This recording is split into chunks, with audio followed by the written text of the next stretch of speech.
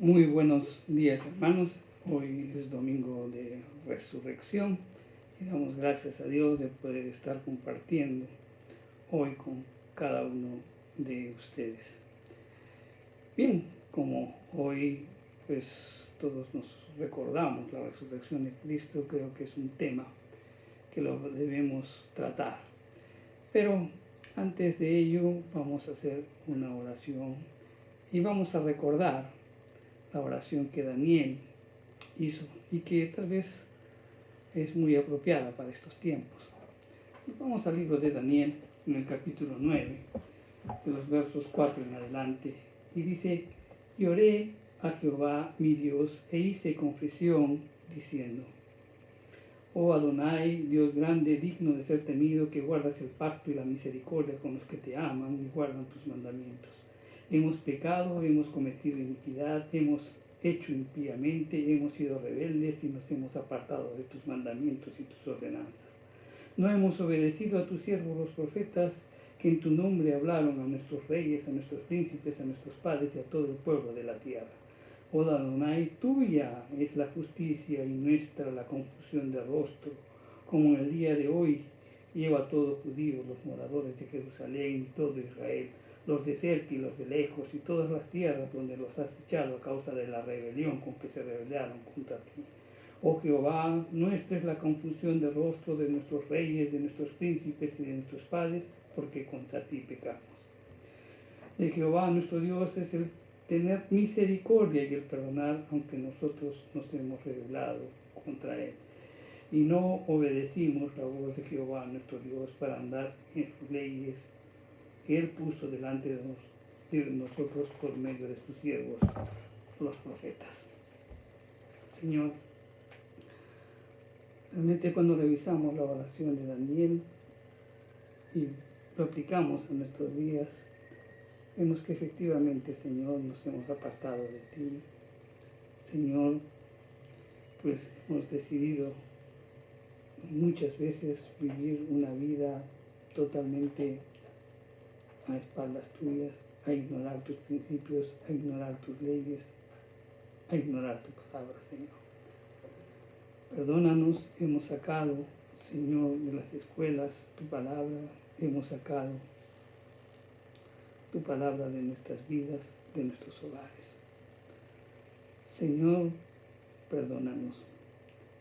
Son tiempos difíciles hoy, Señor, que estamos pasando como consecuencia de nuestras rebeliones. En tu amor, Señor, tú disciplinaste al pueblo de Israel. En tu justicia utilizaste a Nabucodonosor. Hoy también tal vez, Señor, estamos mirando y estamos viéndonos allí, Señor, reflejados allí. Muchas veces nos has llamado a la reflexión, al cambio, a enderezar nuestros caminos. Y no hemos querido, Señor. Perdónanos, pero tu justicia siempre, Señor, llega. Pero al mismo tiempo, Padre Santo, sabemos que tú eres un Dios de amor y de misericordia y de gracia. Apelamos a tu misericordia, apelamos a tu gracia. Perdónanos, Señor, restauranos. Pero, Señor, que este momento tan difícil que estamos viviendo, permita, Señor, que levantemos los ojos, cambiemos de actitud, enderecemos nuestros caminos. Y que en todo momento, Señor, prioricemos los principios espirituales, Señor. Señor, guíanos, perdónanos. Mira la aflicción de tu pueblo. Mira la aflicción de tu creación, Señor. Muchos están muriendo, muchos están enfermos. Señor, suplicamos a ti, clamamos a ti, pero al mismo tiempo que tu Espíritu Santo nos lleve, Señor, a enderezar nuestros caminos. Te lo pedimos en el nombre de Jesús. Amén. Bien, hermanos, vamos a tratar, como dijimos en esta mañana, el tema de la resurrección de Cristo, ¿no?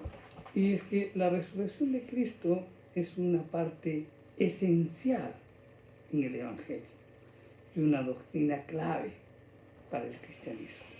Muchas veces ha sido atacada, muchas veces han tratado de menospreciar, de ignorar e incluso dar o inculcar ciertos pensamientos que es como una historia que no es real. ¿Y por qué sucede esto? Es que la resurrección de Cristo prueba pues que Jesucristo es el Hijo de Dios. Y al mismo tiempo prueba que la obra en la cruz es completa y eficaz. La cruz y la tumba vacía pues son los recibos que Dios nos da para indicarnos que la deuda ha sido pagada. Jesucristo no solamente es pues Salvador, sino que también Él es santificador y que Él también es intercesor. Y un día regresará y regresará como juez, ¿no? Muchos niegan la resurrección de Cristo. Pensaron que los discípulos robaron el cuerpo. La tumba estaba guardada, ¿no?, por soldados romanos y la piedra estaba sellada por un sello romano oficial. Por lo tanto, nunca pudo producirse ese robo, el robo de ese cuerpo. Vamos a deleitarnos mirando lo que el apóstol Juan nos narra en sus evangelios. Así que vamos al Evangelio de Juan, el capítulo 20, los versos del 1 al 23. Es una porción larga, pero la vamos a leer y la vamos a tratar de sintetizarla en este tiempo que tenemos. Juan 20, del 1 al 23. En el primer día de la semana, María Magdalena fue de mañana, siendo aún muy oscuro el sepulcro, y vio quitada la piedra del sepulcro. Entonces corrió y fue Simón Pedro y el otro discípulo, a quien amaba Jesús, y le dijo: se han llevado del sepulcro al Señor y no sabemos dónde le han puesto. Y salieron Pedro y el otro discípulo y corrieron al sepulcro. Corrieron los dos juntos, pero el otro discípulo corrió más aprisa que Pedro y llegó primero al sepulcro. Y bajándose a mirar, vio los lienzos puestos allí, pero no entró. Luego llegó Simón Pedro tras él, y entró en el sepulcro y vio los lienzos puestos allí, y el sudario que había estado sobre la cabeza de Jesús, no puesto con los lienzos, sino enrollado en un lugar aparte. Entonces entró también el otro discípulo, que había venido primero al sepulcro, y vio y creyó, porque aún no habían entendido la Escritura, que era necesario que al resucitarse entre los muertos. Y volvieron los discípulos a los suyos, pero María estaba fuera llorando junto al sepulcro, y mientras lloraba se inclinó para mirar dentro del sepulcro y vio dos ángeles con vestiduras blancas que estaban sentados, el uno a la cabecera y el otro a los pies, donde el cuerpo de Jesús había sido puesto. Y le dijeron: mujer, ¿por qué lloras? Les dijo: porque se han llevado a mi Señor, no sé dónde le han puesto. Cuando había dicho esto, se volvió y vio a Jesús que estaba allí, mas no sabía que era Jesús. Jesús le dijo: mujer, ¿por qué lloras? ¿A quién buscas? Ella, pensando que era el hortelano, le dijo: Señor, si tú lo has llevado, dime dónde lo has puesto y yo lo llevaré. Jesús le dijo: María. Volviéndose ella le dijo: Raboni, que quiere decir maestro. Jesús le dijo: no me toques, porque aún no he subido a mi Padre. Mas ve a mis hermanos y dile: subo a mi Padre y a vuestro Padre, a Dios, a mi Dios y a vuestro Dios. Fue entonces María Magdalena a dar aviso a los discípulos las nuevas que había visto al Señor y que Él le había dicho estas cosas. Cuando llegó de la noche de aquel mismo día, el primero de la semana, estando las puertas cerradas en el lugar donde los discípulos estaban reunidos por miedo de los judíos, vino Jesús y puesto en medio les dijo: paz a vosotros. Y cuando les dijo esto, les mostró las manos del costado, y los discípulos se regocijaron viendo al Señor. Entonces Jesús les dijo otra vez: paz a vosotros. Como Él me envió el Padre, así también os envío. Y habiendo dicho esto, sopló y les dijo: recibid el Espíritu Santo. A quienes remitiereis los pecados, les son remitidos, y a quienes se los retuviereis, les son retenidos. Amén. Un tremendo pasaje que nos narra al detalle pues sobre la resurrección de Cristo. En este pasaje que acabamos de leer, pues notamos la intervención de varios personajes. Está María Magdalena, Pedro y Juan como principales protagonistas, ¿no? Y es que cada uno pues tiene una enseñanza para nosotros. María Magdalena, por ejemplo, al enterarse de la resurrección, pasa pues de las lágrimas al gozo. Pero el énfasis que ponen las escrituras en cuanto a la intervención de María Magdalena, pues es el amor. Los 10 discípulos, que estaban encabezados por Pedro y Juan, pues vemos de que la resurrección significó pasar del miedo al valor, pero el énfasis de la narración está en la esperanza de ellos.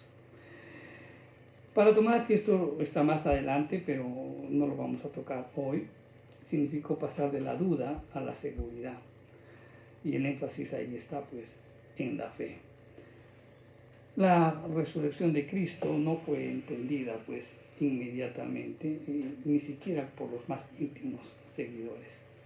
El apóstol Pablo, en 1 Corintios 13:13 nos dice, y ahora permanecen la fe, la esperanza y el amor, estos tres, pero el mayor de ellos es el amor. Y aquí en esta narración podemos ver el amor, la esperanza y la fe, en donde resalta el amor de María Magdalena, conforme lo vamos a ver. Lo primero que podemos mencionar cuando vemos este pasaje es que quienes aman más a Jesús son los que más beneficios han recibido. ¿Quién fue María Magdalena?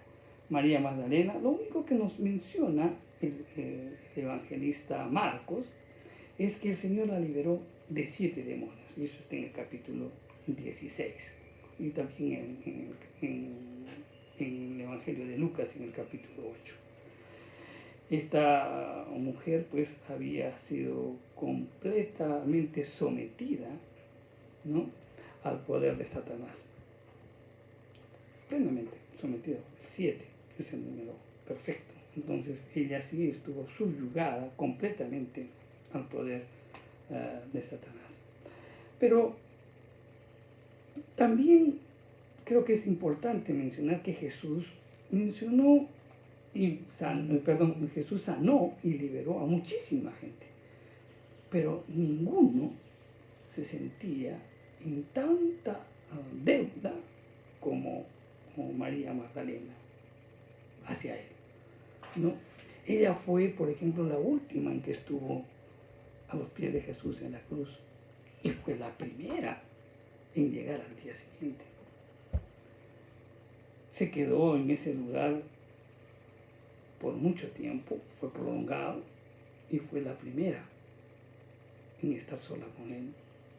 Lo buscó de noche, antes de tener luz, para poder encontrarse con él. Ella realmente recibió mucho, por eso amaba mucho. Ella sintió con intensidad que jamás se podía hacer lo suficiente por Jesús. Al mismo tiempo eso nos lleva a una reflexión, ¿no? Muchos hacen tan poco por el Señor. Hay muchos cristianos hoy, muchos que generalmente pues, hasta incluso muestran hasta cierto orgullo cuando dicen somos cristianos. Pero hay tantos cristianos y hay muchos que hacen tan poco por el Señor. Y uno se pregunta y dice, ¿pero por qué? ¿Saben por qué? Porque existe una escasa conciencia de la deuda con Cristo. Cuando no se siente pecado en absoluto, no se hace nada. Cuando el pecado se siente poco, se hace poco. Pero quien realmente es consciente de su culpa, de su corrupción, y está convencido de que sin la sangre y la intercesión de Cristo, él merecería el infierno, pues realmente Él es el que busca continuamente al Señor, es el que está totalmente agradecido y se siente en deuda con Él. El apóstol Pablo siempre decía, yo soy deudor. Y por eso andaba predicando el Evangelio, porque él mismo consideraba que Jesús le había perdonado tanto, que él aún hacía tan poco por dar a conocer la palabra del Señor. Realmente cuando uno entiende eso, uno es el que se gasta, ¿no? Uno es el que gasta y el que se gasta por Él.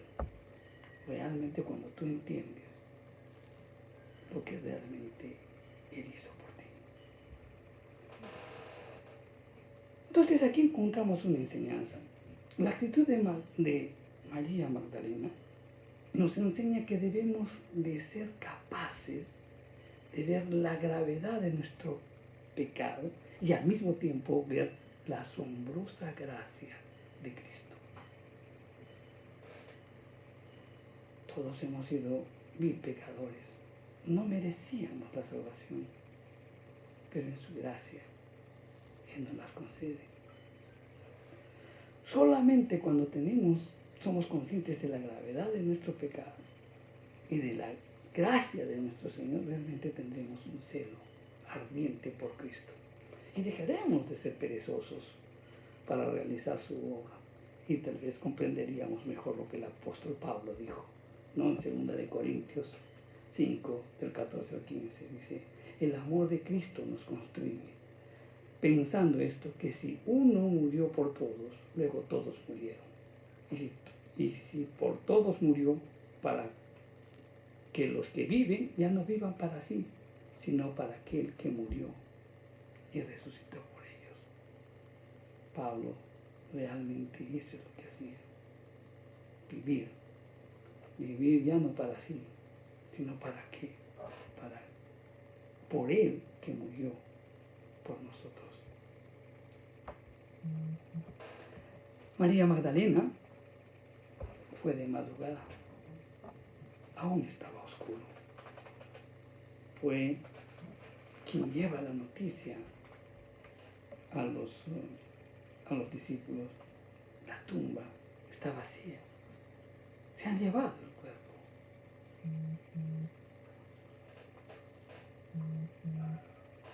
Una mujer realmente fue el testigo de la resurrección. Una mujer. Y aquí es donde Dios reivindica a las mujeres. Porque los rabinos tenían una expresión y decían, es mejor que las palabras de la ley sean quemadas antes que dárselas a una mujer. Y Dios le estaba confiando las buenas nuevas, estas nuevas de que Jesucristo había resucitado a una mujer. Ella fue la que llevó la noticia a los discípulos. María Magdalena pues pensaría que el cuerpo se lo habían robado, pero uno podría pensar que la fe de María podría haberse caído o haberse afectado, pero no se había extinguido, simplemente estaba eclipsada, porque la luz aún estaba allí, pero estaba cubierta. Y en idéntica situación se encontraban Pedro y Juan. Siguiendo con este relato también tenemos otra enseñanza, ¿no? Porque el que ama a Jesús muere al yo. En el verso 2 dice, fue a Simón Pedro y al otro discípulo a quien amaba a Jesús. A quien amaba a Jesús. ¿Y quién era el que amaba a Jesús? Pues todos sabemos, Juan. ¿Qué evangelio estamos leyendo? El evangelio de Juan. ¿Y por qué no dijo yo? ¿Por qué no dijo conmigo? Se refería a él siempre como tercera persona. No utilizó el término yo. Y es que para ser exaltado por nuestro Señor, tenemos que empezar negándonos a nosotros mismos. Y el mismo ejemplo nos lo dio Jesús cuando leemos Filipenses en el capítulo 2, los versos del 5 al 11. Y dice, haya pues en vosotros este sentir que hubo también en Cristo Jesús, el cual siendo en forma de Dios, no estimó el ser igual a Dios como cosa que aferrarse, sino que se despojó a sí mismo, tomando la forma de siervo, hecho semejante a los hombres. Y estando en la condición de hombre, se humilló a sí mismo, haciéndose obediente hasta la muerte de cruz. Por lo cual Dios también lo exaltó hasta lo sumo y le dio un nombre, que es sobre todo un nombre, para que en el nombre de Jesús se doble toda rodilla que esté en los cielos, en la tierra y debajo de la tierra, y que toda lengua confiese que Jesucristo es el Señor, para la gloria del Padre. Cuando vemos este pasaje, simplemente vemos los 5 pasos para poder ser exaltados por Cristo. En primer lugar, hay que tomar una decisión. Jesús tomó una decisión. El segundo es despojarse a sí mismo, despojarse de quién es Él. Se despojó de ser la segunda persona de la divinidad. Y Él se humilló y se hizo hombre. La humildad. Y también la humildad está acompañada de la obediencia. Y algo más. El quinto paso, pues tienes que servir, pero en favor de otros. Cuando tú sigues estos 5 pasos, realmente vas a ser exaltado por Cristo. Pablo lo sabía, Juan lo sabía, y él comienza negándose a sí mismo.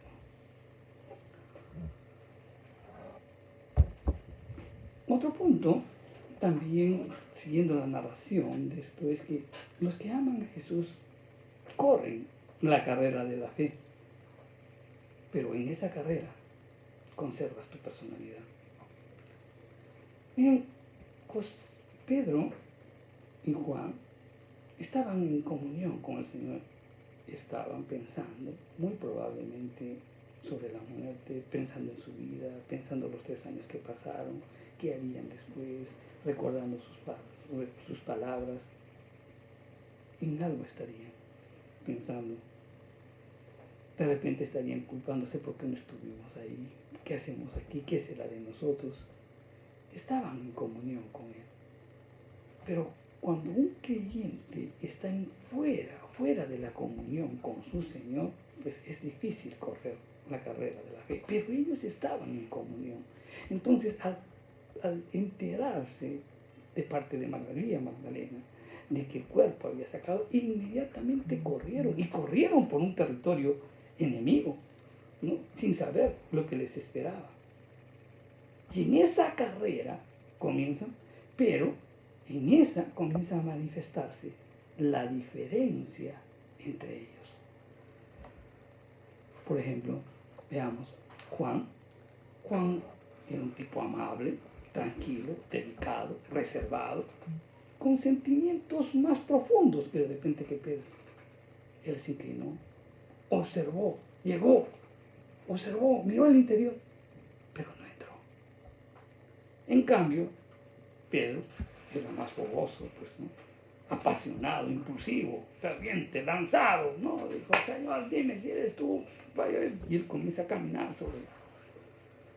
Ferviente, lanzado, incapaz de conformarse, de quedarse fuera. Él quería entrar, y entonces entra al sepulcro y quería ver con sus ojos.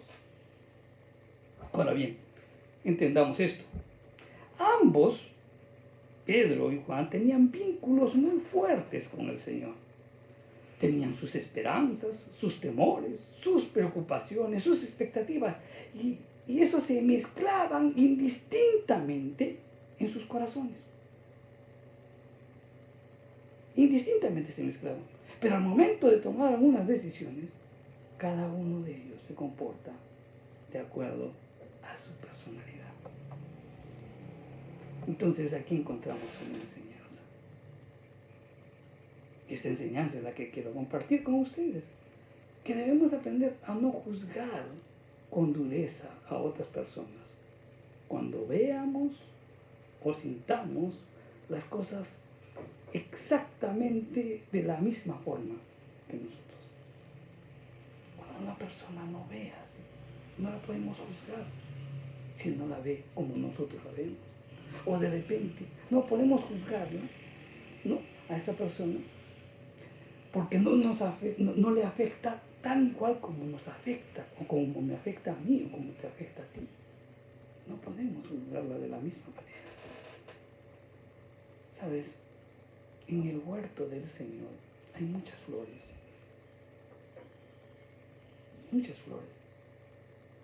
pero todas las flores no huelen igual, a pesar de que fueron sembradas por el Espíritu Santo. Tenemos que aprender a soportarnos, a ayudarnos, a comprendernos. Juan llega a la tumba y él cautelosamente, como dijimos, se queda afuera. Pero él mira dentro de la tumba. ¿Y qué mira dentro de la tumba? Los lienzos sepulcrales. Quizás quiso esperar que llegara Pedro. En cambio, Pedro llegó, entró a la tumba y él miró con sus ojos. Miró los lienzos vacíos, pero también miró algo más, porque algo estaba allá adentro, y era que estaba el sudario. Y el sudario estaba pues colocado cuidadosamente enrollado en la cabecera, donde había estado sepultado Jesús.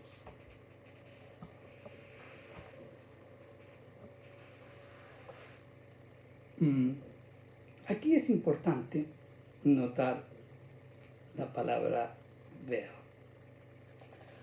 Dice la Escritura que Juan entró en la tumba y miró la evidencia, vio y creyó. Vio y creyó. Pero Juan utiliza esta palabra o este verbo ver en tres oportunidades. En tres oportunidades que significan cosas diferentes. Por ejemplo, en el verso 5 utiliza la palabra ver, que significa, ese ver significa dar un vistazo, mirar. En el verso 6, pues este mismo verbo significa pues mirar cautelosamente, observar. Y en el verso 8, este ver significa pues percibir con una comprensión inteligente. Entonces, primero miraron, echaron un vistazo, cuidadosamente observaron y después comenzaron a razonar inteligentemente. La fe en la resurrección ya estaba despertándose en ellos. Parece increíble, ¿no?, ver que los seguidores de Jesús no esperaban que Jesús resucitara. Una y otra vez Jesús había apoyado la veracidad, ¿no?, de que Él era el Mesías. Él tenía que morir y resucitar al tercer día, pero sin embargo nunca llegaron a entender lo que Jesús les estaba hablando. Durante 3 años estos apóstoles habían oído hablar a nuestro Señor de la resurrección como un hecho. Por ejemplo, en Juan, en el capítulo 2, Él dice: destruid este templo y en 3 días lo levantaré. Jesús, en Marcos, en el Evangelio de Marcos, en el capítulo 12, Él se compara con lo que le sucedió a Jonás. También para que puedan entender la resurrección, la muerte y la resurrección de Cristo. En 2 ocasiones también anunció claramente la resurrección al tercer día. Y eso está en Mateo, en el capítulo 16 y en el capítulo 20. Es más, el jueves, la última semana en la que estuvo con los discípulos, Él de nuevo prometió que sería resucitado y que los vería en Galilea. ¿Por qué no llegaron a comprender esto? Entonces aquí también hay que rescatar una enseñanza. A veces nos percatamos muy poco de la influencia que ejerce en nuestra mente una enseñanza errónea que la recibimos en nuestra infancia. Y al mismo tiempo los perjuicios que eso nos genera cada vez que nos vamos empapando de ella en nuestra juventud y tienden a gobernar nuestras acciones cuando somos adultos. ¿Cómo es esto?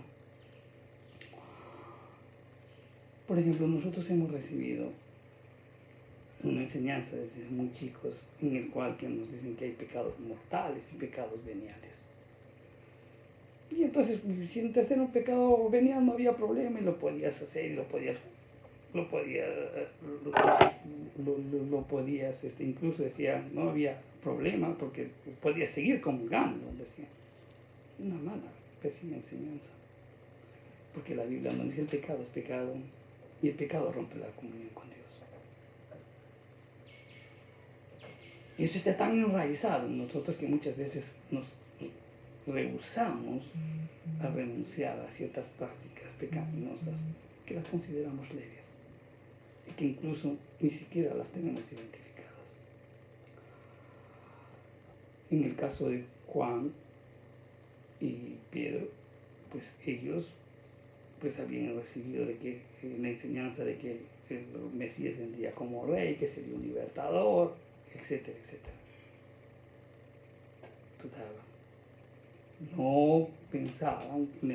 Ellos no pensaban de que el Mesías tenía que morir y que tenía que resucitar, no lo entendían. ¿Por qué? Por una enseñanza errónea. Pero al mismo tiempo, esto nos enseña qué cosa, que lo necesario es entender la gracia verdadera y no el conocimiento intelectual. ¿Por qué? Porque tenemos un Salvador misericordioso que perdona la ignorancia cuando ve un corazón recto delante de Dios. Es indudable, por ejemplo, que nosotros debemos conocer cosas indispensables para la salvación. Por ejemplo, debemos conocer nuestra pecaminosidad, debemos reconocer nuestra culpabilidad, debemos saber conocer el oficio, la obra de Jesucristo, la necesidad de arrepentirnos y la necesidad de tener fe. Son cosas que debemos entender, que debemos saber, que debemos tener conocimiento. Sin embargo, aún sabiendo estas cosas, puede ser que seamos muy ignorantes en otros aspectos. Pero eso no, y Dios te perdona y sigues adelante, porque ve un corazón recto delante de ti, delante de Él. Pero eso no nos debe eximir a buscar siempre el conocimiento y avergonzarnos de la ignorancia. No debemos desesperarnos tampoco por causa de la imperfección de nuestros conocimientos, pero por encima de todo, debemos asegurarnos de tener un corazón recto delante de Dios, como lo tenían Pedro y Juan. Un corazón recto delante de Dios. Estos dos apóstoles, ¿en qué etapa espiritual, en esta etapa espiritual en su vida, qué clase de fe tenían? Bueno, tenían una fe que estaba basada en la evidencia, ¿no? Hoy nosotros no contamos con la evidencia, porque no lo está. Lo que tenemos es el relato de la palabra de Dios. Y el relato de la palabra de Dios es fiel y verdadero. Lo que realmente el Señor quería cultivar en Pedro y Juan, o en todos sus discípulos, es la fe en la palabra. ¿Por qué decimos esto? Miren, los discípulos solo tenían las escrituras del Antiguo Testamento. La Iglesia inicialmente usa el Antiguo Testamento para probar a los judíos y a los gentiles de que Jesús era el Cristo y que murió por nuestros pecados y que resucitó. Pablo, en 1 Corintios 15:4, dijo que fue sepultado y resucitó al tercer día conforme a las Escrituras. O sea, solamente tenían el Antiguo Testamento. Ahora bien, Pablo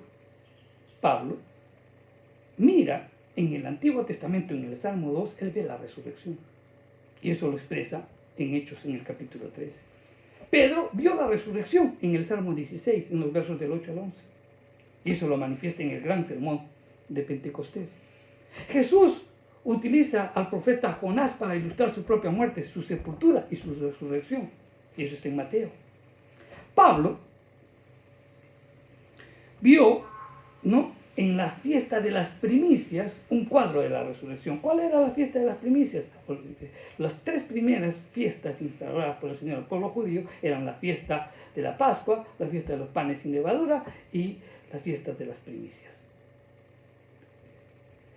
Y Pablo vio en la fiesta de las primicias un cuadro de la resurrección. Todo el Antiguo Testamento hablaba sobre la resurrección. En el Nuevo Testamento, los evangelistas dan detalles de la resurrección. La resurrección de nuestro Señor no se reveló a todo el mundo, sino a unos cuantos testigos selectos. Y ellos fueron los que dieron la noticia. Y ese testimonio está en las Escrituras. Entonces, tanto el Antiguo como el Nuevo Testamento concuerdan con un testimonio. ¿Y cuál es ese testimonio? Que Jesucristo vive. La ley, los salmos, los profetas y los apóstoles dan testimonio de que Jesucristo vive. Y esa es una verdad. Gloria a Dios. Siguiendo con el pasaje, también podemos rescatar otra enseñanza, de que los que aman a Jesús y son diligentes y perseverantes son los que reciben mayores privilegios. María Magdalena amaba a Jesús. Ella fue temprano al huerto para expresar su amor. Y ella se quedó ahí. Pedro y Juan vinieron, miraron y sacaron sus conclusiones. Tenían una expectativa, una esperanza de que había resucitado. Pero esta comunión, a esa conclusión no se la transmitieron a María Magdalena. Y se fueron. Y María Magdalena siguió esperando. Pedro y Juan no le explicaron sobre lo que hablaban las evidencias encontradas. Pero ella siguió esperando. Y ella pensaba de que nuestro Señor estaba muerto. Pero el amor de María, la diligencia, la perseverancia, impidió que abandonara el lugar donde habían depositado a su Señor. El amor de María hizo que se quedara en el sepulcro donde José y Nicodemo la dejaron la noche que lo sepultaron. El amor de María hizo que honrara el último lugar donde vio el cuerpo mortal de su maestro.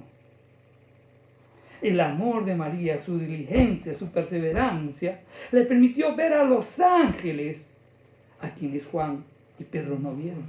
Y obviamente también recibiría palabra de consuelo.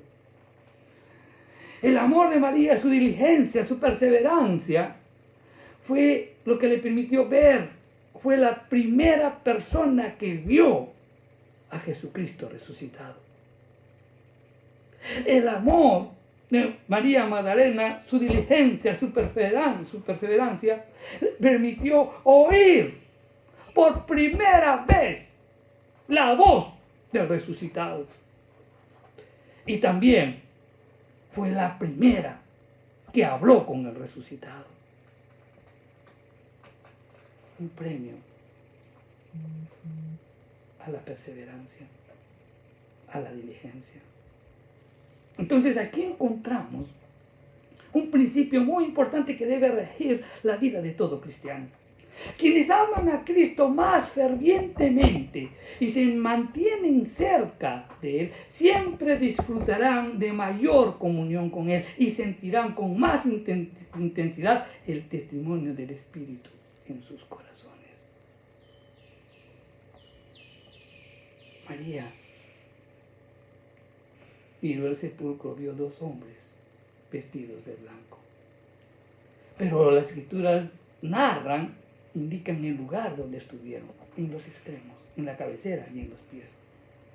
Y esto nos hace pensar, inmediatamente nos lleva al propiciatorio, en donde vemos a dos querubines, a un costado y al otro, en el propiciatorio. Es como si Dios le estuviera diciendo a María Magdalena: ahora hay un nuevo propiciatorio. Mi hijo ha pagado el precio por el pecado y el camino a la presencia de Dios está abierto. Pero ella no lo comprendió aún.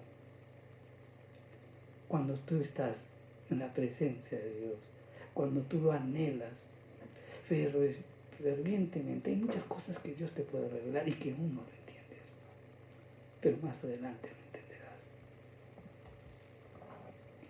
Los ojos de María Magdalena estaban cegados por las lágrimas. Y nuestro Señor le dice: ¿por qué lloras? ¿A quién buscas? ¿Sabes? Nuestro Señor sabía que el corazón de María Magdalena estaba destrozado y que su mente estaba confusa. Por eso el Señor no la reprende, sino que tiernamente se revela a ella. ¿Y cómo se revela? Lo único que tuvo que decirle fue su nombre. Y le dice: María. Y María inmediatamente lo reconoció.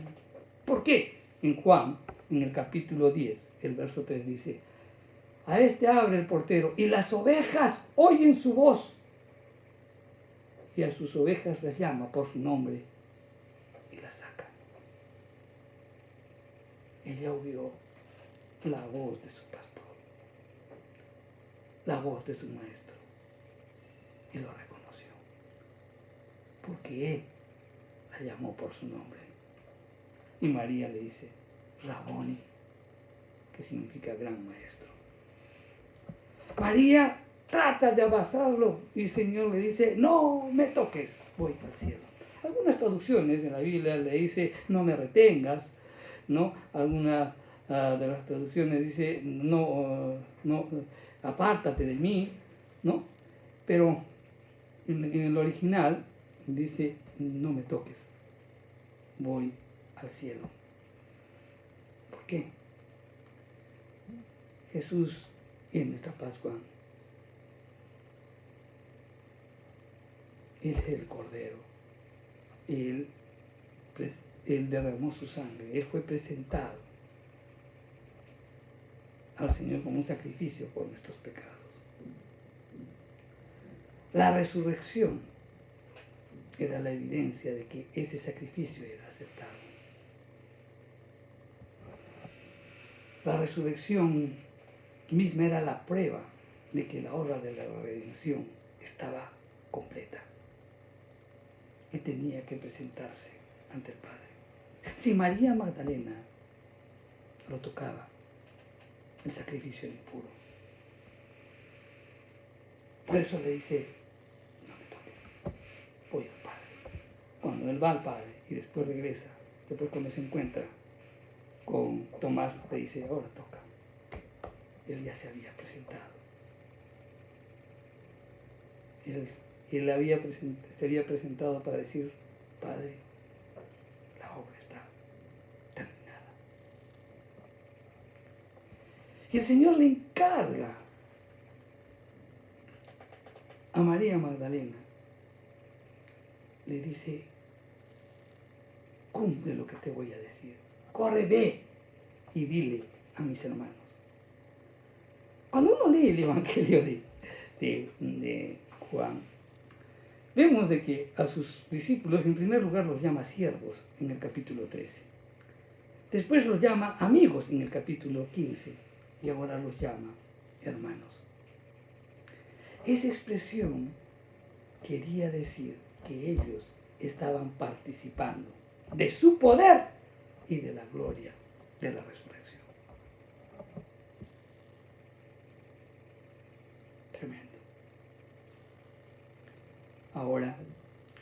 último punto. No, penúltimo todavía. Y es que podemos ver que los que aman a Jesús, sus miedos y sus temores son infundados. María lloraba inconsolablemente junto al sepulcro. Los ángeles lo vieron, le dicen, mujer, ¿por qué lloras? Y la queja era, y su queja era la misma, ¿por qué se han llevado a mi Señor y no sé dónde me lo han puesto? Pero el maestro estaba todo el tiempo a su lado. Estaba al lado de ella.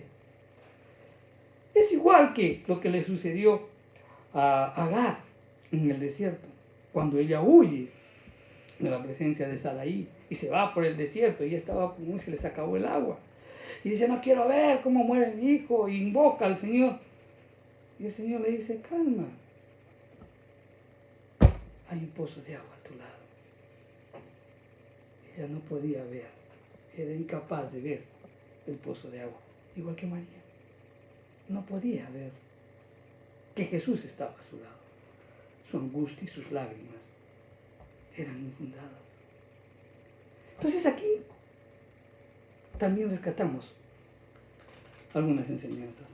Y es que la mayor parte de las cosas que tenemos en la vida no llegan ni siquiera a suceder. Y la mayor parte de nuestras lágrimas las derramamos en vano. Nos preocupamos por nada.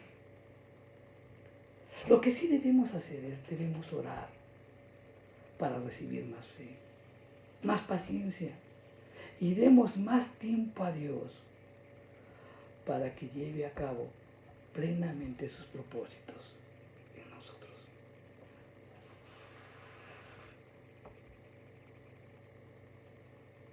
Dios está tratando con nosotros continuamente y Él tiene el control de nuestras vidas. Como sexto punto, los que aman a Jesús sanan sus heridas y son perdonados. Nuestro Señor en el aposento les había enseñado que volvería el Padre para que el Espíritu pudiera venir a ellos. Pero nuestro Señor les hizo recordar a través de María de que todos los creyentes, y a todos los creyentes, que Dios es nuestro Padre y que Él estaría con el Padre después de su ascensión. Entonces les pide que les diga que su Padre es el Padre de ellos y que su Dios es también el Dios suyo. ¿Pero qué tiene que ver con esto? Mira la profundidad de esto. Habían pasado solo 3 días. 3 días de donde ellos lo abandonaron. Habían huido vergonzosamente. Solo 3 días habían pasado. Pero el Maestro les habla como si todo hubiera quedado en el olvido y que habían sido perdonados. Y esto es lo maravilloso. La primera tarea que hizo nuestro Señor fue traer de vuelta a los que se habían dispersado. Sanar las heridas de sus conciencias, influirles valor y restaurarlos a su posición inicial. Ese es el amor de nuestro Señor. Ese es el amor que va fuera de todo conocimiento. Y ahora, escúchame esto. Jesucristo es inmutable. No cambia. Él es el mismo ayer, hoy, ayer y por los siglos de los siglos. Entonces, ¿esto qué te hace ver? Que así como Jesús trató a sus discípulos en la resurrección, en el día de la resurrección, así tratará con cada uno de los que le aman, tratará de la misma manera hasta que Él regrese a todos los que en Él crean y le amen. Así como trató a los discípulos en la resurrección, así tratará hasta su regreso a todos aquellos que en Él crean y lo amen. ¿Cómo los trató? Los llamó, los les sanó las heridas de sus conciencias, les perdonó sus pecados, les infundió valor y los restauró a su posición inicial para que tengas una nueva vida, una vida resucitada. Ese es nuestro Dios. Solamente confiemos en Él, que Él hará todo. Espero que lo que hemos aprendido en esta mañana lo podamos aprender, lo podamos vivir, lo podamos meditar y al mismo tiempo cambiemos un poco de actitud. O no un poco, sino debemos cambiar plenamente de actitud. Aquellas cosas negativas, desecharlas y vivir para la gloria de nuestro Dios. Vamos a orar. Señor, te damos gracias por tu palabra. Gracias, Señor, porque tú enviaste a Jesús. Gracias, Señor, porque fue el sacrificio por nuestros pecados. Y tú lo aceptaste. Y la prueba de ello es la resurrección. Gracias, Señor, porque en todo momento podemos ver tu gracia y tu misericordia y tu amor. Abre nuestro entendimiento, nuestra mente, nuestro corazón, para que lo podamos entender y que podamos vivir, Señor, de acuerdo con lo que tú pones en cada uno de nuestros corazones, para gloria tuya. En el nombre de